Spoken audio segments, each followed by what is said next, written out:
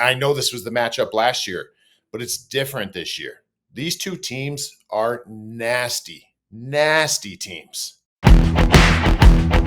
I cannot believe we haven't had this next person on. I'm so glad that we are right now. And it does make sense that we'd be having him on this time of year because he is a Stanley Cup hero. Please welcome to the show the amazing Mike Rupp. How are you, buddy? Look at him. Oh, he's got sorry, Mando. just using my Mando.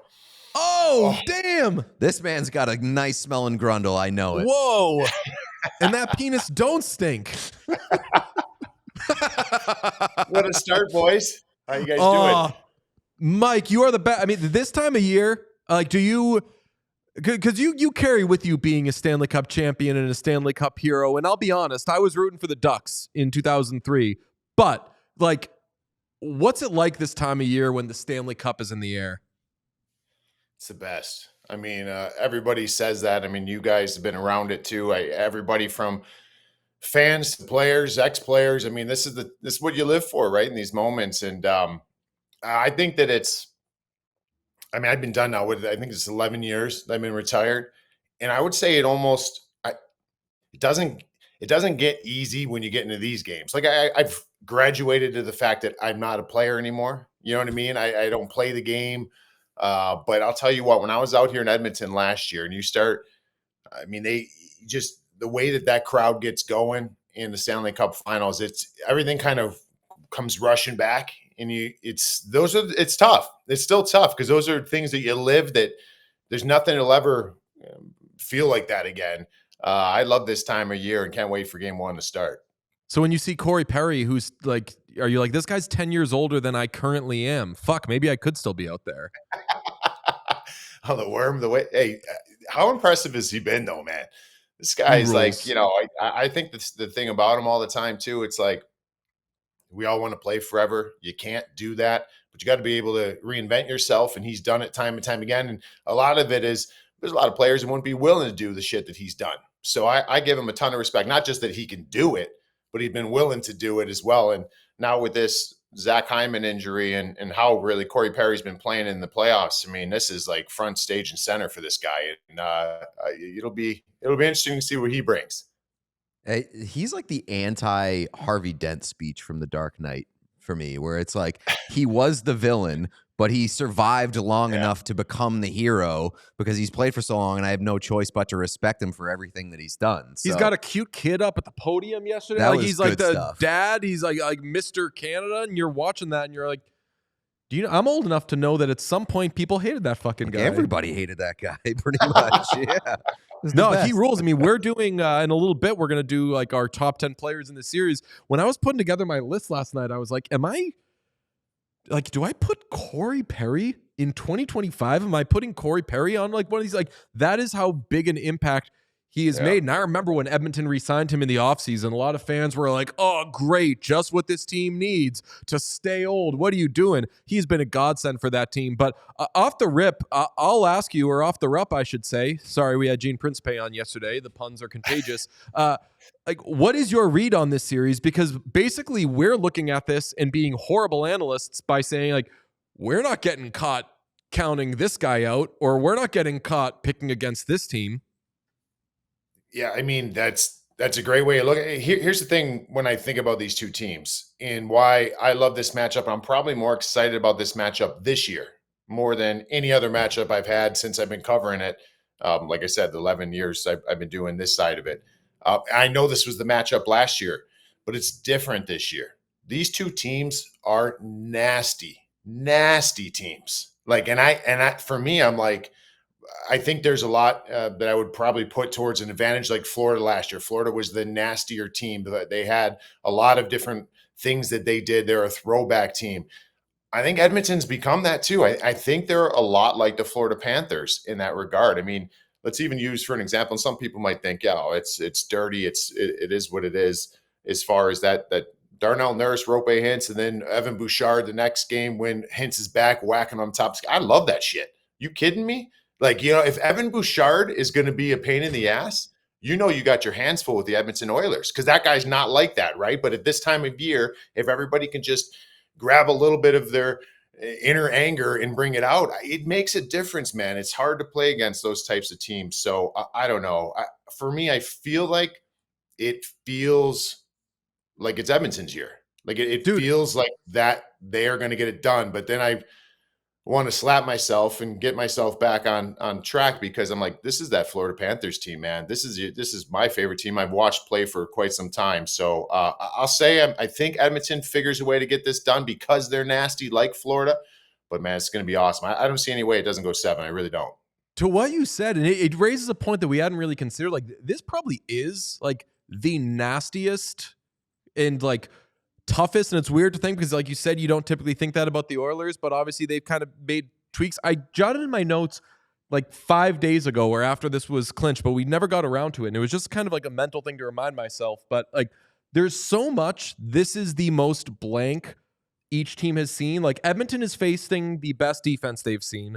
Florida obviously is facing the best offense they've seen. Each team is facing the most physical team they've seen, which like by numbers, I tried to quantify it and I was like, Carolina technically threw more hits than the Oilers have had, but that's because Carolina had to play against the Panthers. So they were kind of forced into it. That's not really Carolina's DNA. Florida's facing the best home team they've seen. Edmonton is facing the best road team they've seen. Like, everything is just like, for as good as each team has been, they're now seeing something that makes them say, well, how the fuck am I going to handle that? Yeah, it's a big collision course. And like, Totally. to your point, I think that this rematch has so much more weight. Number one, because it feels like the Oilers spent the better part of the last year preparing for the possibility of meeting Florida again on this stage, but also because Florida has loaded up and become better in my mind.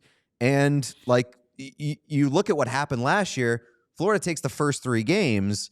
Where's the gap bridge there where Edmonton learns something where they don't let that happen again? Yeah, I just don't. First off, you got home ice, whether you believe in home ice or not. I think that's something when you're talking about Edmonton. I think their power play is 56% on home ice. I don't know why there's such a discrepancy with their power play being on the road, but nonetheless, games 1 and 2 are at home in Edmonton here. So that the fact that this is a team that they've got that home ice, they just have a different look in their eye. I mean, there's I don't know. There's just some kind of immeasurable that they have right now.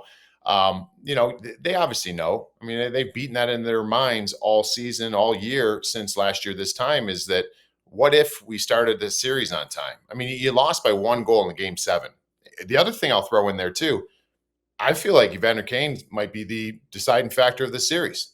What happens if Evander Kane played more than 2 games in that series last year? I know he's a little bit of a different Evander Kane from once upon a time in his career.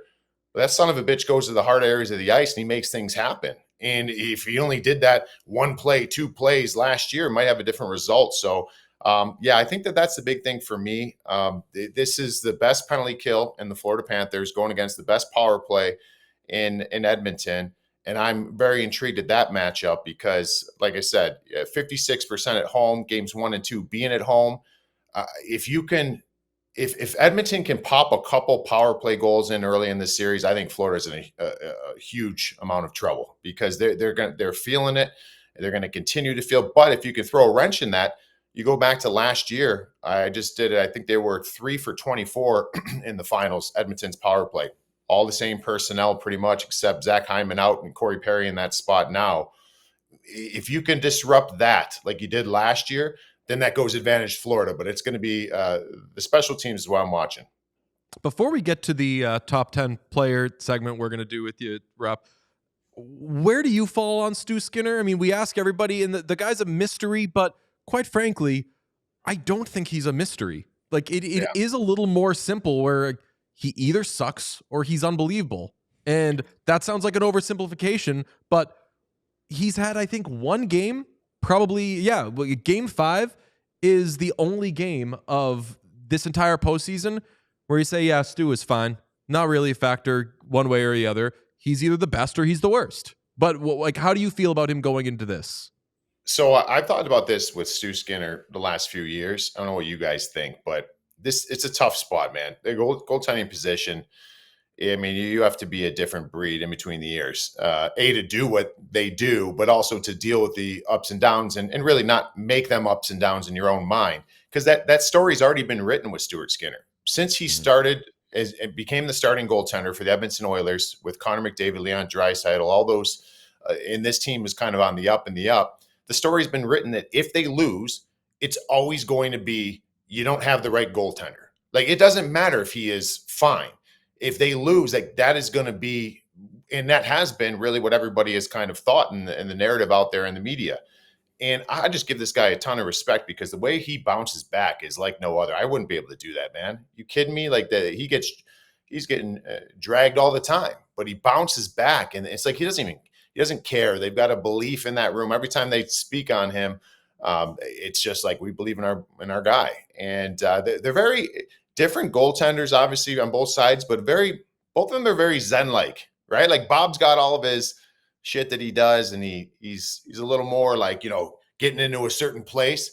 Stu Skinner's, he's just, I got an appreciation. I signed up to play this position. Like, he has this way of just kind of talking himself through this. And I agree with what you said, man. He's been really good, and he's good when he needs to be good. And that's all the playoffs are about, right? We're not asking you to go win the Conn Smythe. We're asking you, make a save when we're not on our heels, make that big save in that big moment of the game. And he certainly does. Yeah, just be steady, and he's been steady for. And that's the for thing, a and couple the rounds. thing that I was talking about, where it's like Stu, where you say, oh yeah, like, he was good, like, nothing special, nothing whatever. Like, maybe that's applicable to the last Stanley Cup Final, where he was good, above average, whatever, statistically better numbers than Bob, but they lose, and they'll never win with this guy. Yeah. No, it's true. It's a tough spot because he'll never. It'll always be that if they lose this series, it's always going to be the what if, and the easy and the low hanging fruit is, man, if they would have, we saw this coming. They could have gotten another goalie. I think he's a special breed, man, and what he does. I mean, you watch what he did last series against Dallas. I mean, he's ruined the Dallas Stars' lives for the last couple of years. So this guy can get it done, and it'll be interesting to see if he can shed that. Okay, let's do our top 10 players in this series. And this is an exercise we did last year with Jackie Redmond. Was a lot of fun. I think we go Pete, DJ, Rupp, because he's the smartest. And I think that this is a way of kind of seeing how did we do. Well, I don't like the suggestion that I'm going first if we're going in order of smartness. I'm saying we're going first. Okay. I'm saying that we're going first, and I'm deferring to my lovely brother here. Do we want to remind what our lists were last year? Yeah, let's do. All right, so here's what Pete's was last year going into the Stanley Cup Final. He had first McDavid, obviously. Barkov 2, which that was different from what either Jackie or I had. I will say, it was Leon Draisaitl was deeply hurt during last year's playoffs, which I think is a big difference maker for the Oilers this year. I wouldn't say he's 100%. Probably nobody is, but he's definitely at a higher percentage than he was last year. Okay, so you had McDavid, Barkov 2, Draisaitl 3, Tkachuk 4, Forsling 5, Hyman, Nugent Hopkins, Bouchard, Carter Verhaeghe number 9, and rounding out your top 10 was a guy called Sergei Bobrovsky. A big omission there, and this had also occurred on Jackie's list. You had no Sam Reinhart, and I found that interesting. And but the big one for me, and again, you have to kind of reframe to like, what were we thinking and what were we seeing last year? I'm sure that you having Zach Hyman number 6 was controversial. That was way too low because he'd scored 54 goals, or that Forsling, because he'd been such a monster lockdown guy during last year's run, was higher. I'll say, he's not even on my list this year. So throw out my list, Sean. The first 3 is not going to surprise anybody, I don't think. McDavid, Draisaitl, Barkov. 4, Bouchard makes a big leap just based off of the way that he's playing in this year's playoffs. I have Matthew Tkachuk at 5. Sergei Bobrovsky. I have Tkachuk that low, by the way, because he's also kind of suffering from the Draisaitl thing last year, where I think Tkachuk is very much banged up and not the player that we've kind of come to expect. Still contributing, obviously, but I have Bobrovsky at 6, which is a jump from 10 last year, just because I think we saw last year Bobrovsky can absolutely steal you a game that you do not deserve to win, and last year it was the difference. I don't have that sort of faith in a guy like Stu Skinner, where it's like when he is at his best, you just go home because you're not winning that game. And that's why I have Bobrovsky that high, even though I acknowledge he can be he can be shaky and he can be God. 7, I have Brad Marchand, just because that third line has been the best line of the playoffs, and Marchand has seemingly unlocked something there with those other guys. I wanted to put all 3 of those guys on the list, but just chose my guy, Brad Marchand. Sam Reinhart makes the list at 8. Ryan Nugent-Hopkins, I put him at 9. I was tempted to put him maybe a little bit higher based off of the conference final that he just had. And number 10, Sam Bennett, because he can score, but also like his impact and the way that he can make himself felt in a series like this holds weight for me. And a reason why I like Sam Bennett so much, you kind of spoke to it, but he's a dirty player who gets the other team injured, and it's not good behavior, et cetera, et cetera. Like, if you want to do like MVPs of this series, he might be like top 3. If he can score, because he leads the postseason in goals, obviously, but if he could score 4 goals in this series and take out Jake Wallman, and I don't want him to do that, I would be apoplectic. But like, that's as big an impact as you can have in a series. Yeah. And we all know he's not going to take out Jake Wallman. He's going to take out Stuart Skinner Sergei or Bobrovsky, maybe by accident. He's taking out one of these fucking. He's going to have a big impact in this series. He's going to take out his own goalie. Calvin, we're going to find out that Rodrigue is backing up again tonight, and like, oh yeah, he got to Calvin Pickard somehow. That's what that's sneaky there. It's a good list. Sean, could you throw up my list, please? Okay, Leon Draisaitl 1, Connor McDavid 2, Brad Marchand. I know what keeps the lights on for this podcast. I kid. This is a fake list, but son of a bitch. Was kind of tempted. Let's see my real list, Sean. Pete, you and I have very similar lists. Oh damn! Like same. Do we have the same top 5? Yeah, we do. Yeah, same exact top 5. Yep, same number 9 as well. Biggest difference for us. I snuck in Forsling, and I considered not having him top 10. Not that that's any sort of damnation of him, but certainly we're not talking about him the way that we were last year. And I think that we're talking about other defensemen on the Panthers in such a positive way. Like, I was like, yeah, like, am I having Seth Jones on this thing? Like, I even kept going past top 10 because I wanted to figure out, like, who really does win this depth battle, though. You and I, it's very interesting. Both, unlike last year where we had 5 and 5, we each have 4 Oilers and 6 Panthers, which is interesting to me. But yes, I have Forsling in my top 10 and not Sam Reinhart in my top 10. You have it the other way around. But I think what's maybe most interesting here is that we both are locked in on the top 5, and that we both have Evan Bouchard cemented as a top 4 player in this series, which I love Evan Bouchard, but I could not be accused of being an Evan Bouchard guy because I've slagged him a lot for some of his decisions over the years. But he's Bobby Orr and Zdeno Chara at the same time this year, and that's really fucking confusing to me, Rupp. No, hey, I'll tell you this much about Evan Bouchard, man. There was times, I think, in the the LA series, we go into NHL Network the next day. I'm working with like Jason Demers, right? And he's our guru on defense. And I was like, this guy makes me want to like, oh my, like, Evan Bouchard can finish a game with 2 goals and be the worst player on the ice for both teams. In my opinion, like some nights when you're watching, then other nights he looks like Bobby Orr. Like, so I think he's really kind of curbed that a little bit. Now he's been much more dominant, but man, he's polarizing either way. He's making something happen out there. But hey, our lists are pretty. We match on all 5. All of us are top 5. Sean, right on. Give us Rupper's top 10. Yeah, so I mean, our top 5 are right in stride. I want to say this though. I did have Sergei Bobrovsky. I think I had him actually at 5, and I pulled him off my list because I was like, maybe we're just talking skaters. But Bob would be on there, which would probably push off Reinhart for me. But yeah, I find it interesting that all of us have the same 5, which would in turn make 3 of the top 5, or the top 4 players in this series all belong to Edmonton. But then it's a gauntlet trying to find whom else, right? Like I felt like an idiot leaving off Carter Verhaeghe, Brad Marchand. I almost didn't sleep last night because I didn't have Luosterainen on here. I mean, this is, but I got Seth Jones. That's one I don't think you guys had. The Forsling, You said it a minute ago, Pete. Gustav Forsling, man, he's an awesome defenseman, all-world defenseman. I don't feel like he's at his best these playoffs. I think the talk for the Florida Panthers has been the Ekblad-Jones pairing. Like, that to me has been a huge factor, especially against Toronto. And Seth Jones just quietly going about his business has kind of come back to be an elite defenseman in this league, in my opinion. Yeah, and I'll tell you who else thinks that Forsling hasn't been at his best.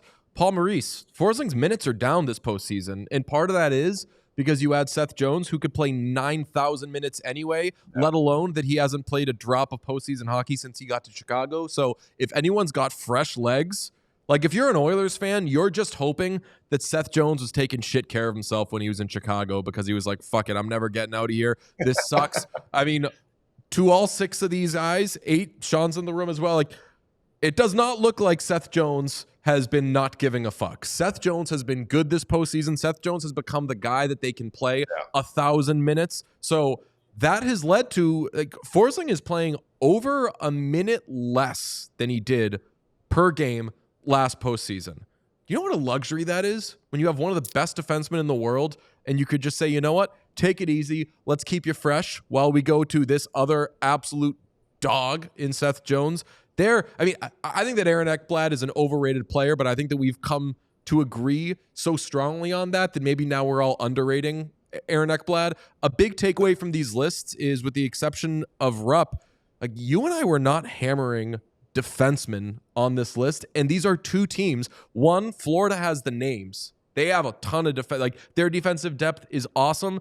And 2, like, everyone on Edmonton has showed up defensively. We were talking about days ago, how do you take Troy Stetcher out of the lineup and how they can't take John Klingberg out of the lineup. Like, this is a series of 2 teams that have so many defensemen going, yet at the end of the day, when we make the list, you're like, they're both so deep offensively that, like, I can't leave Brad Marchand off my list. I can't leave Ryan Nugent-Hopkins off my list. That's what it is. It's the forward group so deep and the forward talent being so deep, but also, like, both of these teams are defense by committee and defense by team more so than anything. So it's hard to single a lot of these guys out. For Bouchard, it's easy because he's electric one way or another, whether he's good or bad. You notice him as an individual, but like the way that he's playing in these playoffs, not only a shutdown defensive guy that you don't really have to worry about, at least up to this point, but he's also just been an unbelievable facilitator and offensive weapon. So that's why he makes my list.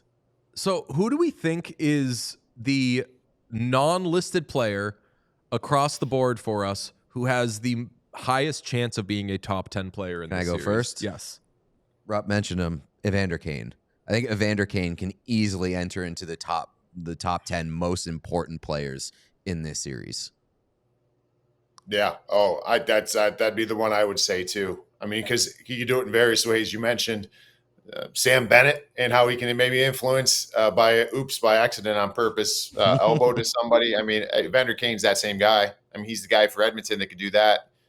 We saw how squirrely he made. He broke Adin Hill against Vegas. Adin Hill wanted to kill him every time he went down to the blue paint. So, he's going to be challenging that Zen-like mindset of Sergei Bobrovsky every shift. So I think, Evander Kane's one. Would any of us be surprised if, like, say the series goes 6 or 7 games, Evander Kane has 4 or 5, 6 goals? Like, no, a couple of years ago we had 12 goals in like 12 playoff games for the Edmonton Oilers. Yeah, the other obvious name is Stuart Skinner. I do my very biased Oilers fan 3 stars after every game they win.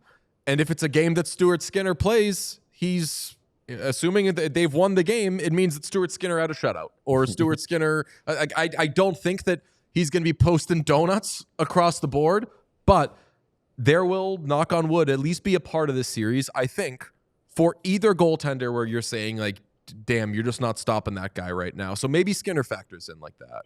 Did we? We don't have to bring the list back up. Did any of us have Carter Verhaeghe on the list? I did not. I didn't have him on my list, No. which, like, it's the fucking postseason. What are you doing leaving Carter Verhaeghe off of a sort of top 10 list? Yeah. But I'm biased. I got it again. Like, Brad Marchand comes on this podcast. He doesn't go on other podcasts, so we need to have him in the top 10. Got to pay.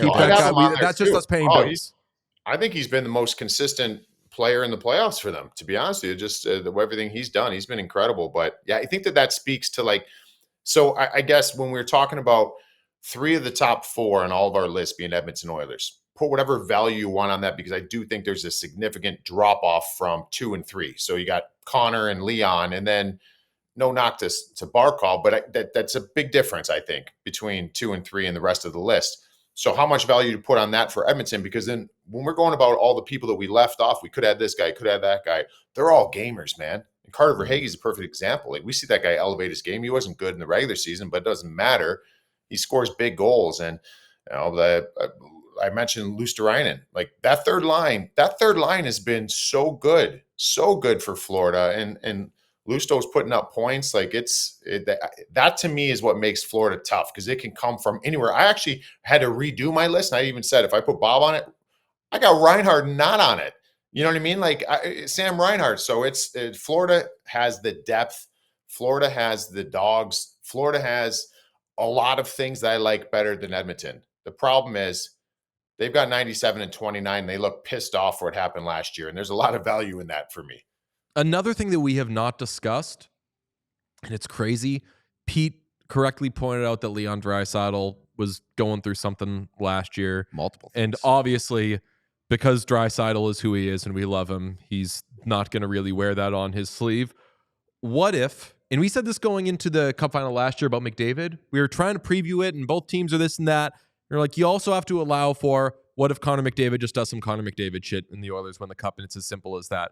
What if Leon Draisaitl is the best player in the series? Or what if Leon Draisaitl is the second best player in this series as we have him listed? It's easy to say, well, they've got this guy, they got that guy. But really think about, what if Draisaitl is playing this series the way that he was playing in, say, November, when he was the best player on the planet by a mile? Like, that is, we think we know what Panthers Oilers looks like because we watched it last year.